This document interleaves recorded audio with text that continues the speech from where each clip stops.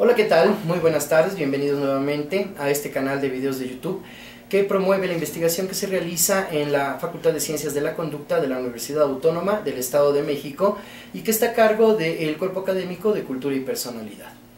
En esta ocasión me da mucho gusto recibir a una exalumna muy querida, pero que se ha distinguido por su labor académica y de investigación, que es la maestra Lilian Poblete Morales. Ella es catedrática dentro de esta Facultad de Ciencias de la Conducta de la Universidad Autónoma del Estado de México y además ha sido una activa participante en algunos partidos políticos. Por consiguiente, la maestra Lilian Poblete Morales trabaja particularmente el tema de la psicología política. Y en esta ocasión pues la invitamos precisamente para que nos ahonde sobre el conocimiento de esta área de estudio dentro de la psicología. Pues en principio, para nuestros seguidores, quisiera yo que usted nos indicara, nos dijera, por favor, ¿qué es la psicología política? ¿Cuáles son los campos de estudio de la psicología política para iniciar? Bien, doctor, de antemano muchas gracias por la invitación. Muy buenas tardes a todos. Lo primero que les tengo que decir es que la psicología política ha sido usualmente definida como el estudio del comportamiento político humano. Esta es una de las definiciones más amplias que podemos encontrar de esta área de reciente ascenso dentro del campo de la psicología. La psicología política se crea oficialmente en el año de 1973. El fundador de ella es Harold Louis Laswell. Laswell viene de la Escuela de Chicago. Laswell es un comunicólogo importante, parte de los teóricos críticos de la comunicación, pero fue un hombre muy inquieto que también desarrolló temas en cuestiones de política. De hecho tiene estudios en política. En un momento determinado Laswell decide acercarse a una vertiente de la psicología, a la segunda fuerza, que es el psicoanálisis, y hace una hibridación maravillosa entre la ciencia de la comunicación, la ciencia política y el psicoanálisis. ¡Qué interesante! Muy interesante, justamente muy interesante, porque en 1973 Laswell decide publicar un libro que va a ser un pilar de la psicología política, cuyo título es Psicopatología y Política. De tal suerte que a nosotros esto nos da una línea maravillosa para entender a lo que es la psicología política hoy en día, que muchos suelen encasillarla dentro del área de la psicología social. Muy bien. Haciendo estudios en temas pues un poco más de sociología política, en términos de la utilización en cuanto a estadística, métodos cuantitativos, pero la vena de la psicología política, si nosotros nos ponemos a explorar un poco de su historia, viene incluso rozando el área clínica y concretamente la vertiente del psicoanálisis. La psicología política entonces es esto, un área que se encarga del estudio del comportamiento político humano, tal como en alguna ocasión lo definió Sabucedo en su famoso libro Psicología Política. Oiga, y entonces nos podría comentar una o un par de estudios que se hayan realizado dentro de la psicología política para tener una visión más amplia respecto de cómo se trabaja en esta área de la psicología. Los estudios en psicología política, doctor, son diversos, tan diverso como el campo de la psicología política misma lo es. Si nosotros partimos de que la psicología estudia el comportamiento humano y los procesos mentales, y la política estudia todos aquellos asuntos relacionados con lo público y la distribución del poder, pero en torno a lo público, tenemos aquí un binomio precioso que es la parte del poder y la parte del comportamiento humano, el comportamiento humano en torno al poder.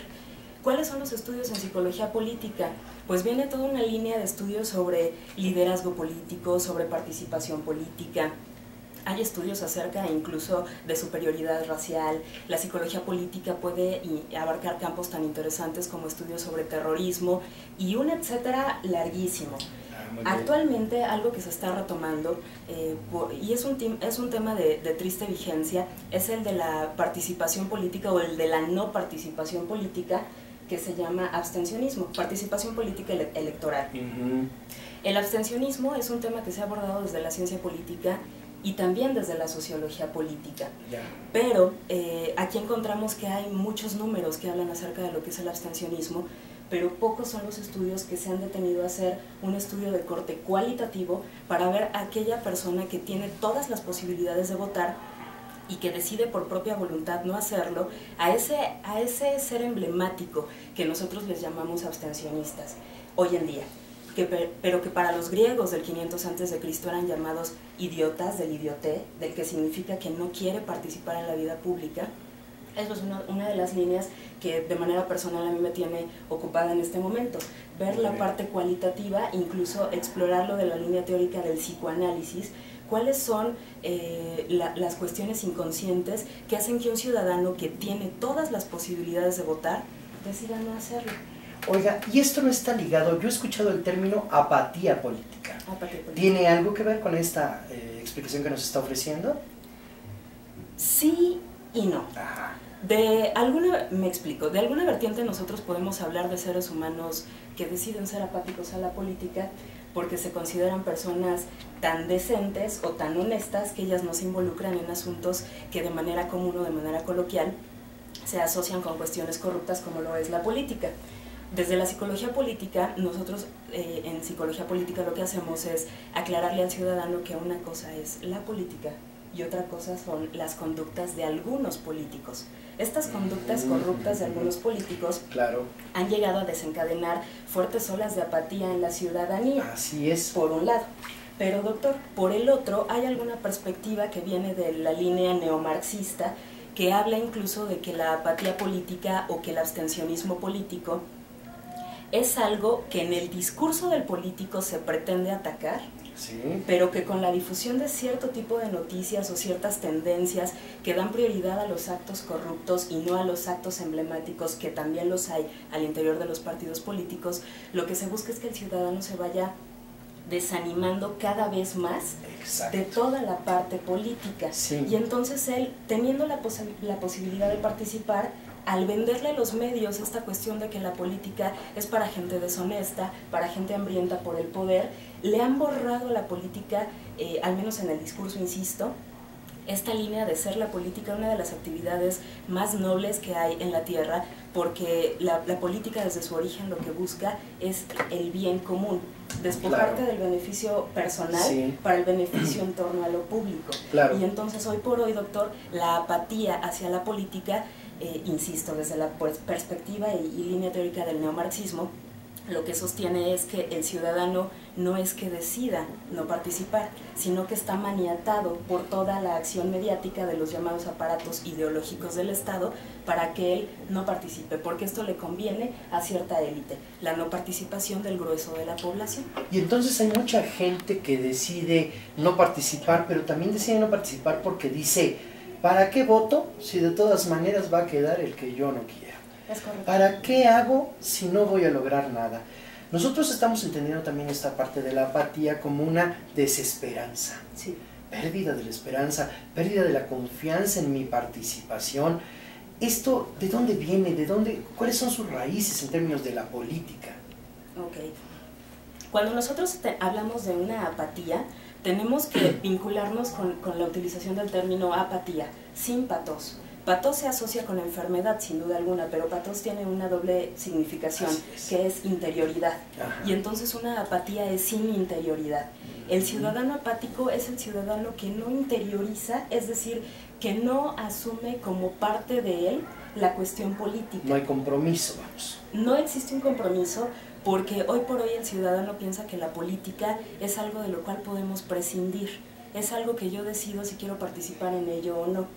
Y se nos olvida que en el 300 a.C., en la antigua Grecia, ya hubo un hombre sumamente brillante como fue Aristóteles, que definió al hombre como un son politikon, es decir, como aquel para el cual la política no es una opción, la política está dentro de la esencia humana, porque solamente los seres humanos nos organizamos conscientemente y decidimos de qué manera se estratifica el poder público en la esfera social. Entonces, si nosotros hablamos de un son politikon, hablamos de un ser social y ese es el hombre. Entonces, la política hoy por hoy parece una opción, pero si analizamos, insisto, nos damos cuenta de que no lo es. En la medida en que el ciudadano asuma que la política es parte de él y asuma este compromiso y se conozca a sí mismo en la esencia de lo político, muy probablemente esta apatía tenderá a desaparecer, pero para esto hace falta varias generaciones de trabajo al respecto.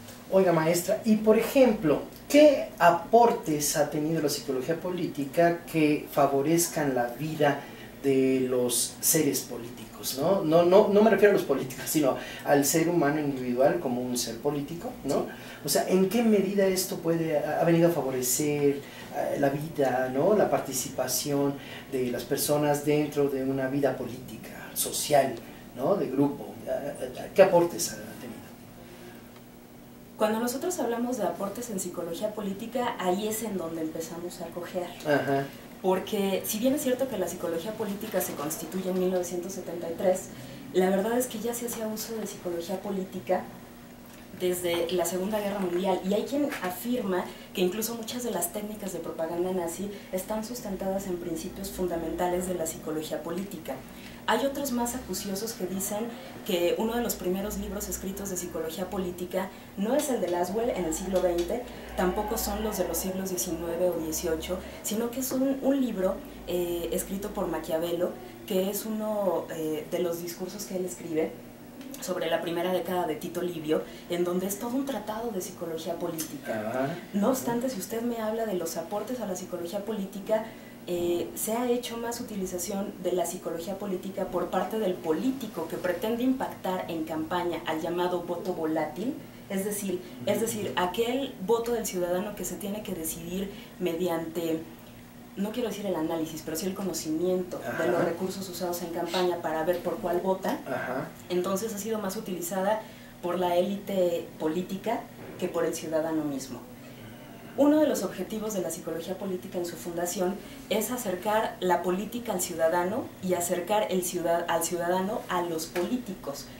No obstante, yo creo que los que nos estamos dedicando a la psicología política, al menos en México, estamos todavía debiéndole al ciudadano esta parte de acercarlo a la política, porque hablamos mucho con los políticos, tenemos cercanía con los políticos, muy bien. Decimos cómo se puede manejar, cómo se tiene que vestir, cuál es el discurso que a lo mejor puede impactar en determinada población, si es para voto volátil, voto duro, para evitar voto de castigo, etc. La psicología política parece ser que ha estado un poco más al servicio de la clase política que al servicio del propio ciudadano. Caray. Por lo que me dice, también tienen que ver con un diseño de toda una propuesta, una imagen política. ¿No caen en eso el diseño de imagen antes que en un estudio más profundo de las raíces, de los orígenes, de los pensamientos políticos? Últimamente la psicología política, al menos en lo que concierne, voy a cerrar un poco más, el campo del Estado de México, se ha utilizado la psicología política para cuestiones de manejo de imagen de los candidatos, de manejo de discurso, de capacitación a la estructura política estatal. Eso es lo que de repente se hace. No obstante, insisto, yo creo que los psicólogos políticos quedamos debiendo al ciudadano en tanto la cercanía que se puede tener con la política y el conocimiento que se deba de tener de ella. De hecho, hay algunas áreas dentro de los partidos políticos en donde se contratan a psicólogos, pero los psicólogos están haciendo trabajo más que nada en torno a la psicología laboral, reclutamiento, selección de personal, la parte de análisis de puesto, aplicación de algunos perfiles para el conocimiento y reconocimiento de los candidatos, pero el hecho de trabajar en un partido político no te hace necesariamente un psicólogo político. Claro. Para ser psicólogo político se requiere otro tipo de formación y se requiere hacer otro tipo de trabajos. ¿Nos podría profundizar un poquito en qué se requiere para ser un psicólogo político? ¿No se cae en ser un intelectual, por ejemplo? En ocasiones se corre el riesgo de ser un intelectual, ¿no? Es justamente lo que ya desde años atrás Augusto Comte decía, por favor salgan del escritorio. El psicólogo político, en este sentido, lo primero que tendría que hacer, incluso estando en partido político, doctor, lo primero que se tiene que hacer es salir al campo. Lo primero que se tiene que hacer es quién es nuestra población, a quiénes vamos a afectar con alguna medida política. Entonces, tiene toda la razón al decir que los psicólogos políticos de repente parecemos fanáticos de los congresos y entonces estamos buscando publicar y entonces buscamos explicar, buscamos adornar teorías, pero insisto, es poca la labor que se hace con el ciudadano. Esa es una de las críticas que yo creo que... Yo creo que convendría mucho ahondar en esta parte que han descuidado un poco o que tal vez no se ha abordado con la suficiente fuerza, ¿no? Porque yo creo que todos los ciudadanos necesitamos de una invitación a participar en las decisiones, en las campañas, en la mejoría de la calidad de vida de nuestros pueblos. ¿Qué recomendaciones usted desde la psicología política como especialista le podría hacer al ciudadano, a nuestros seguidores, para que se sumaran a un interés mayor por participar en aquellas decisiones que de verdad favorecen la vida de las personas? Es decir, un acto de amor. Le comento esto. Aquí en la teoría de la paz o equilibrio, no consideramos que el amor sea un sentimiento, una emoción. Más bien decimos que son todas las conductas que se orientan a la conservación de la vida. Y la política, yo creo que podría ser una herramienta central o una propuesta central para promover la conservación de la vida. Por ejemplo, pues cuidemos el agua, los recursos naturales en general, cuidemos a nuestros hijos, porque estamos encontrando que los hijos ahora, papá y mamá trabajan y se quedan solos, y ese abandono reporta problemáticas personales en los niños. Por ejemplo, problemas de aprendizaje, problemas de lenguaje, incluso se puede orientar a delincuencia. ¿Qué hacer para que el que nos elijamos como un candidato viable para darnos un mejor nivel de vida sea elegido de verdad por la participación ciudadana? Eso es lo que me gustaría mucho saber. Fíjese que dentro de las sugerencias que se hacen, y esto es algo que apenas está en proyecto, es primero llevar a cabo un análisis, insisto, de asumirnos como seres políticos. Somos seres políticos, no es una opción la política para nosotros. La política está en nuestra naturaleza, porque nuestra naturaleza está vincularnos y distribuir el poder. Esta capacidad de negociar o de pelear por lo que queremos, esto es un tinte de lo que es la política. Los seres humanos nos hemos organizado desde que el hombre es hombre, desde las antiguas tribus, esta distribución del poder. Lo primero es tomar conciencia de que la política está en nuestro interior. Muy bien. Lo segundo, a mí me parece, es acercarnos al conocimiento real de qué es la política, cuáles son los ideales nobles que ha promovido la política desde su inicio. Claro. Darnos cuenta de que las generalidades estorban al razonamiento del ciudadano, es decir, en política se utiliza mucho la parte de generalizar o de universalizar más bien y decir es que todos los políticos son corruptos.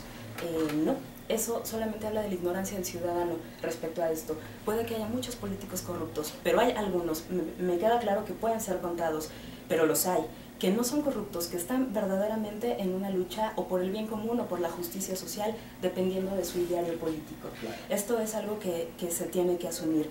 Por otra parte, algo que nos preguntamos de repente en psicología política es, el político tiene asesores, y tiene asesores de todo tipo, asesores en cuanto a economía, asesores jurídicos, asesores estratégicos, asesores en cuanto al manejo de imagen. ¿En dónde está el asesoramiento político, el asesoramiento psicológico personal del político? El ciudadano a veces no se da cuenta de que es muy difícil vivir con un reflector todo el tiempo encima de ti. Claro. Un día eres un ciudadano cualquiera, pasan las elecciones y de repente ya eres el presidente municipal o eres el gobernador o eres el presidente de la república. Y de ser prácticamente un desconocido, pasas a tener todos los reflectores y cámaras encima de ti las 24 horas. La política es una actividad que no tiene descanso, es de 7 días a la semana, absolutamente todos los días del año con sus horas. Además, eso implica un poder que el ciudadano común no podemos siquiera llegar a imaginar. Sí. Implica también un manejo de recursos que el ciudadano común no podemos siquiera llegar a imaginar. Eso es una cascada, es una oleada, es una avasalle ante un ser humano que decidió dedicarse a la vida política, pero que no deja de ser ser humano. Para poder manejar toda esta parte de que el político ante las cámaras parece que nunca se enferma, Perfecto. que no discute con su esposa, parece Sí. que no tiene peleas con sus hijos o que no se le revelan, aunque de repente le andan metiendo otras piezas en las redes. O sea, el político a fin de cuentas es un ser humano que tiene que manejar toda una vorágine de cuestiones que giran en torno al poder público. Me parece y me queda claro que el político debiera tener un psicólogo a un lado, un psicólogo que pudiera orientarlo en esta parte, como lo hacían incluso algunos romanos que tenían un esclavo, y no porque el psicólogo vaya a ser un esclavo, que esto lo acoto, sí. Pero llevaban algunos emperadores un esclavo que en la parte de atrás le iba diciendo, ante la guerra, no se te olvide que eres un ser humano, no se te olvide que eres un ser humano, porque es tan fácil olvidarlo bajo las cuestiones de poder o bajo los reflectores de los medios, que me parece que esto es una de las áreas que la psicología política bien pudiera atacar o bien pudiera abordar en las próximas generaciones. Para ir cerrando esta tan interesante charla, de verdad le agradezco cuánto, no sabe cuánto que nos haya hecho favor de aceptar esta invitación. ¿Cómo invitaría usted a nuestros seguidores para que participaran en esta labor política de apoyar o no apoyar, así de plano, una acción que favorece la vida humana? Los estudios han demostrado, las investigaciones son claras al afirmar que un ciudadano participa en la medida en que se siente satisfecho con el estado de las cosas. Así es. Si yo me siento satisfecho con el estado de las cosas, confío en que mi participación pueda representar un cambio respecto a lo que yo quiero que suceda. Yo invitaría al ciudadano que hoy por hoy parece no estar muy conforme con el estado de las cosas en México y que por ende no participa tanto, a que pudiera darse cuenta de que en la medida en que yo no vigilo, yo ciudadana que me considero honesta o que me considero honesto, no vigilo lo que está sucediendo en el cuarto de al lado, en donde está la clase y la élite política, en esa medida más cuestiones por debajo de la mesa pueden operarse en ese cuarto que yo decido no ver. Claro.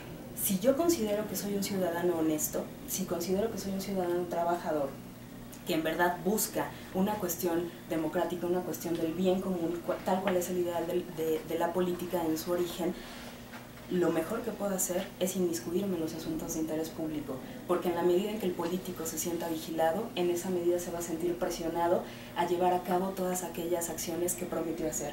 En la medida en que el ciudadano sea más indiferente ante cuestiones políticas, es como si estuviera firmando un cheque en blanco para que el político se despachara como él quiere hacerlo. Claro. Y entonces la no participación viene a generar un círculo vicioso de yo no participo, bueno, pues entonces yo hago lo que quiero, yo sigo sin participar porque desconfío, pues entonces me sigo despachando.